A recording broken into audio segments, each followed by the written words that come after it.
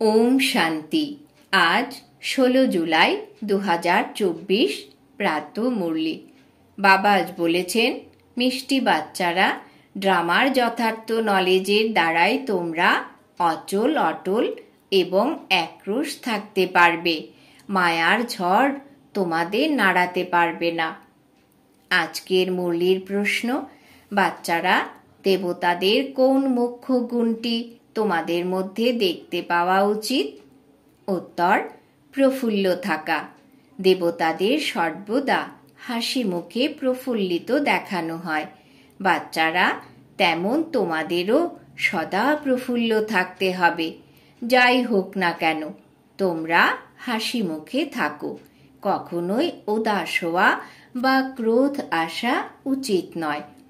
বাবা যেমন তোমাদের ঠিক বা ভুল কি তা বুঝিয়ে বলেন, কখনোই রাগ করেন না, উদাস হন না।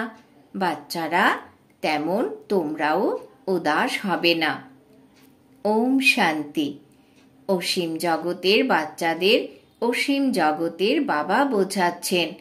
লৌকিক বাবা তো এমন কথা বলবেন না। তাদের তো বড়জোর 5-7টি বাচ্চা থাকে। এই যে সমস্ত আত্মারা, তারা নিজেদের মধ্যে হলো ভাই ভাই। এদের সকলের অবশ্যই একজন বাবা থাকবেন। এমন বলাও হয় যে আমরা সব ভাই ভাই। এ কথা সবার জন্য বলা হয়। যেই আসবে তাকে বলা হবে আমরা সব ভাই ভাই। এই ড্রামার বাঁধনে তো সবাই আবদ্ধ। যেই ড্রামাকে কেউ জানে না, এই না জানাও এই ড্রামাতেই নির্ধারিত রয়েছে, যা একমাত্র বাবা এসেই শোনান। শাস্ত্র কথা ইত্যাদি যখন বসে শোনানো হয়, তখন বলা হয় পরমপিতা পরমাত্মায় নমঃ। এখন তিনি কে, এ কথা কেউ জানে না। মানুষ বলে থাকে ব্রহ্মা দেবতা, বিষ্ণু দেবতা, শঙ্কর দেবতা, কিন্তু বুঝে কেউ বলে না। বাস্তবে ব্রহ্মাকে দেবতা বলা হবে না, দেবতা বিষ্ণুকে বলা হয়। ব্রহ্মার কথা কেউ জানে না। বিষ্ণু দেবতা ঠিক আছে, শঙ্করের তো কিছুই পাঠ নেই, তার তো কোনো বায়োগ্রাফি নেই। শিব বাবার তো বায়োগ্রাফি আছে। তিনি আসেনি পতিতদের পবিত্র বানাতে আর নতুন দুনিয়া স্থাপন করতে। এখন এক আদি সনাতন দেবী দেবতা ধর্মের স্থাপনা আর সব ধর্মের বিনাশ হবে। তাহলে সকলে কোথায় যাবে? শান্তিধামে। সকলের শরীরে তো বিনাশ হতে হবে। নতুন দুনিয়াতে কেবল তোমরা থাকবে। মুখ্য ধর্ম যা, তা তোমরাই জানো। মুখ্য ধর্ম যা, তা তোমরাই জানো। সকলের নাম তো নেওয়া সম্ভব নয়। ছোট ছোট ডালপালা তো অনেকই আছে। প্রথমে তো দেবী দেবতা ধর্ম, তারপর ইসলামী। এই কথা এক তোমরা বাচ্চারা ছাড়া আর কারোর বুদ্ধিতে নেই। এখন সেই আদি সনাতন দেবী দেবতা ধর্ম প্রায় লোপ হয়ে গেছে। তাই বট গাছের উদাহরণ দেওয়া হয়। সম্পূর্ণ গাছটি দাঁড়িয়ে আছে, মূল নেই। এই বট গাছটির বয়স অনেক, আর সব থেকে বেশি আয়ু আদি সনাতন দেবী দেবতা ধর্মের। এই ধর্ম যখন প্রায় লোপ হয়ে যায়, তখন বাবা এসে বলেন, এখন এক ধর্মের স্থাপনা আর অনেক ধর্মের বিনাশ হতে হবে। এই জন্য ত্রিমূর্তিও বানানো হয়েছে, কিন্তু তার অর্থ বুঝতে পারে না। বাচ্চারা, তোমরা জানো যে উঁচুর থেকে উঁচু হলেন ভগবান। এরপর ব্রহ্মা, বিষ্ণু এবং শঙ্কর। এরপর যখন সৃষ্টিতে আসে, তখন দেবী দেবতা ছাড়া অন্য কোনো ধর্ম থাকে না। ভক্তি মার্গ এই ড্রামাতেই লিপিবদ্ধ আছে। প্রথমে শিবের ভক্তি করা হতো, তারপর দেবতাদের। এ তো ভারতেরই কথা। বাকিরা তো বুঝতে পারে যে আমাদের ধর্ম, মঠ, পথ কবে স্থাপন হয়? আর্যরা যেমন বলে আমরা অনেক পুরনো, বাস্তবে সব থেকে পুরনো হল আদি সনাতন দেবী দেবতা ধর্ম। তোমরা যখন কল্পবৃক্ষ সম্বন্ধে বোঝাও তখন নিজেরাই বুঝতে পারো আমাদের ধর্ম অমুক সময় আসবে। সবাই যে অনাদি অবিনাশী পাঠ পেয়েছে তা তো করতেই হবে, এতে কারোর দোষ বা ভুল বলা যাবে না। এ তো কেবল বোঝানো হয় যে পাপ আত্মা কেন হয়েছে। মানুষ বলবে আমরা সব অসীম জগতের বাবার সন্তান, তাহলে সব ভাইরা কেন সত্যযুগে নেই? তাদের তো ড্রামাতে তখন পার্টই নেই। এই অনাদি ড্রামা বানানো আছে, এতে দৃঢ় বিশ্বাস রাখো, আর কোনো কথা বলো না। তোমাদের চক্র দেখানো হয়েছে যে কিভাবে তা ঘোরে, কল্পবৃক্ষের চিত্রও আছে, কিন্তু এ কথা কেউ জানে না যে এর আয়ু কত। বাবা কারোর নিন্দা করেন না, এ কথা তো বোঝানো হয়। তোমাদেরও এই কথা বোঝানো হয় যে তোমরা কত পবিত্র ছিলে, এখন পতিত হয়েছ, তাই ডাকতে থাকো, হে পতিত পাবন এসো। প্রথমে তো তোমাদের সবাইকে পবিত্র হতে হবে, তারপর নম্বরের ক্রমানুসারে পার্ট প্লে করতে আসতে হবে। আত্মারা সকলেই ওপরে থাকে, বাবাও ওপরে থাকেন, তারপর তাকে সবাই ডাকে যে এসো। এমনিতে তিনি ডাকলে আসেন না। বাবা বলেন যে ড্রামাতে আমার পার্টও নির্ধারিত রয়েছে। লৌকিক ড্রামাতে যেমন বড় বড় প্রধান অভিনেতাদের পার্ট থাকে, এ হলো তেমন অবিনাশী ড্রামা। সবাই এই নাটকের বন্ধনে আবদ্ধ। এর অর্থ এই নয় যে সবাই সুতোতে বাঁধা, তা নয়, এ কথা বাবা বোঝান। সেটা হলো জড় বৃক্ষ। বীজ যদি চৈতন্য হতো তখন সে জানতো যে কিভাবে এই বৃক্ষ বড় হবে আর ফল দেবে। মনুষ্য সৃষ্টিরূপী বৃক্ষের এ হলো চৈতন্য বীজ, একে উল্টো বৃক্ষ বলা হয়। বাবা তো হলেন নলেজফুল, আর তার এই বৃক্ষের পূর্ণ জ্ঞান আছে। এ হলো সেই গীতার জ্ঞান, নতুন কোনো কথা নয়। এখানে বাবা কোনো শ্লোক ইত্যাদি উচ্চারণ করেন না, ওরা তো গ্রন্থ পাঠ করে, তারপর তার অর্থ বসে বোঝায়। বাবা বোঝান যে এই হলো পড়া, এখানে শ্লোক ইত্যাদির দরকার নেই। দুনিয়ার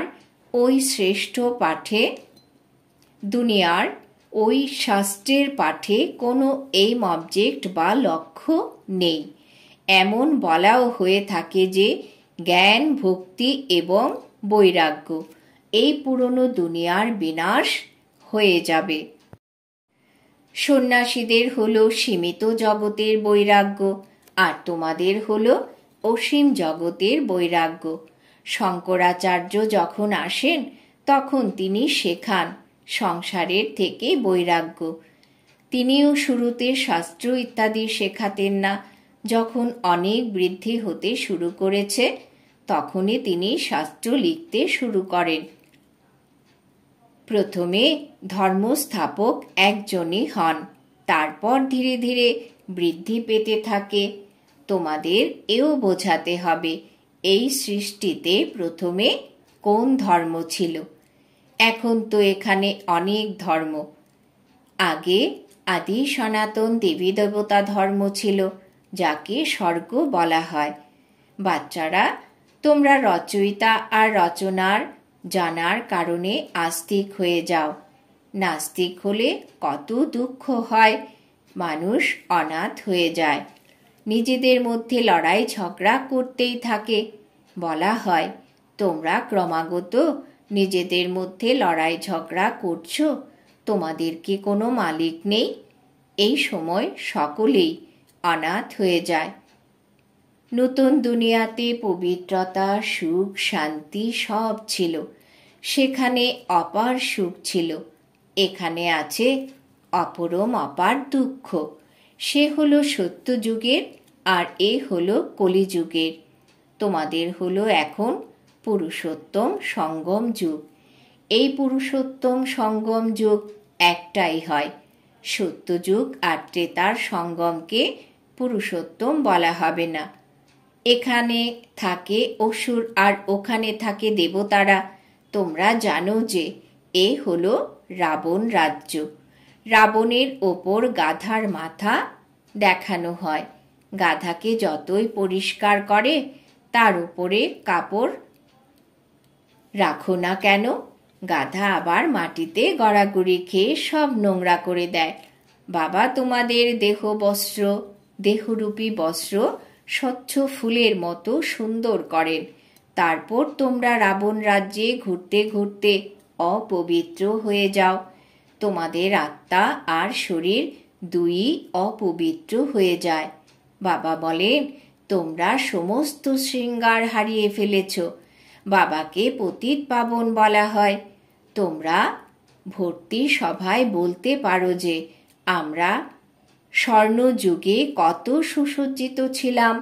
আমাদের 1 নম্বর রাজ্য ভাগ্য ছিল। তারপর মায়ারূপী ধুলোয় গড়াগড়ি খেয়ে ময়লা হয়ে গিয়েছি। বাবা বলেন, এ হলো অন্ধকার নগরী। মানুষ ভগবানকে সর্বব্যাপী বলে দিয়েছে। যা কিছুই হয়েছে তা হুবহু রিপিট হবে। এতে বিভ্রান্ত হওয়ার কোনো দরকার নেই। 5000 বছরে কত মিনিট, ঘন্টা, সেকেন্ড এক বাচ্চা এর হিসেব বের করে সব ধর্মের লোকেদের কাছে পাঠিয়েছিল। এতেও বুদ্ধি ব্যর্থ করেছিল। বাবা তো এমনিই বুঝিয়ে বলেন যে দুনিয়া কিভাবে চলে। প্রজাপিতা ব্রহ্মা হলেন গ্রেট গ্রেট গ্র্যান্ডফাদার। তার কাজ কেউ জানে না। তারা অনেক বড় বড় রূপ তৈরি করেছিল, কিন্তু প্রজাপিতা ব্রহ্মাকেই সরিয়ে দিয়েছে। বাবা আর ব্রাহ্মণদের যথার্থভাবে জানেই না। তাকে বলা হয় আদিদেব। বাবা বোঝান যে আমি এই বৃক্ষের চৈতন্য বীজরূপ। এ হলো উল্টো বৃক্ষ। যে বাবা সত্য, চৈতন্য, জ্ঞানের সাগর, তার মহিমা করা হয়। আত্মা না থাকলে মানুষ চলতে ফিরতেই পারবে না। গর্ভেও 5-6 মাস পর আত্মা প্রবেশ করে। এই নাটক ও পূর্ব থেকেই বানানো রয়েছে। এরপর আত্মা যখন শরীর থেকে বের হয়ে যায় তখন সব শেষ। বাবাই এসে আমাদের অনুভব করান যে আত্মা অবিনাশী, আত্মাই অভিনয় করে। আত্মা এত ছোট বিন্দু, কিন্তু তার মধ্যেই অবিনাশী পার্ট ভরা আছে। পরম পিতাও হলেন আত্মা। তাকে জ্ঞানের সাগর বলা হয়। তিনিই আত্মার অনুভব করান। ওরা তো কেবল বলে দেয় পরমাত্মা সর্বশক্তিমান, 1000 সূর্যের থেকেও তেজোময়, কিন্তু কিছুই বোঝে না।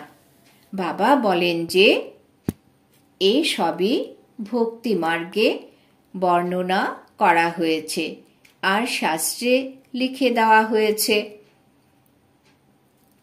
অর্জুনের যখন সাক্ষাৎকার হয়েছিল তখন বলেছিল, আমি এত তেজ সহ্য করতে পারছি না। তাই সেই কথাই মানুষের বুদ্ধিতে বসে গেছে।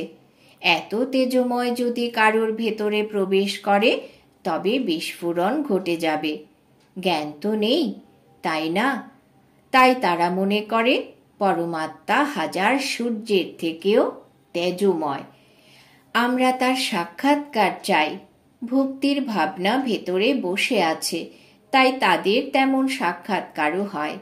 যজ্ঞের শুরুর দিকে তোমাদের মধ্যেও এমন অনেকে সাক্ষাৎকার করত, চোখ লাল হয়ে যেত। সাক্ষাৎকার করেছিল, তাই তারা এমন বলছে। এসবই হলো ভক্তি মার্গের কথা। তাই এই সবই বাবা বুঝিয়ে বলেন, এতে গ্লানি করার মতো কোনো কথা নেই। বাচ্চাদের সর্বদা প্রফুল্ল থাকতে হবে, এই নাটক তো পূর্ব থেকেই বানানো হয়েছে। আমাকে এত গালি দেয়, তবু আমি কি করি? ক্রোধ আসে কি? আমি বুঝতে পারি যে ড্রামা অনুসারে এরা সবাই ভক্তি মার্গে আটকে আছে। এখানে অখুশি হওয়ার কোনো কথাই নেই। ড্রামা এমনই বানানো আছে, আমাকে খুব ভালোবেসে বোঝাতে হবে। বেচারা অজ্ঞান অন্ধকারে রয়েছে, না বুঝলে দয়াও হয়। তোমাদের সর্বদা হাসি মুখে থাকা উচিত। এই বেচারারা স্বর্গের দ্বারে আসতে পারবে না, এরা সবাই শান্তিধামে যাবে। সকলে তো শান্তি চায়। বাবাই সঠিক কথা বুঝিয়ে বলেন।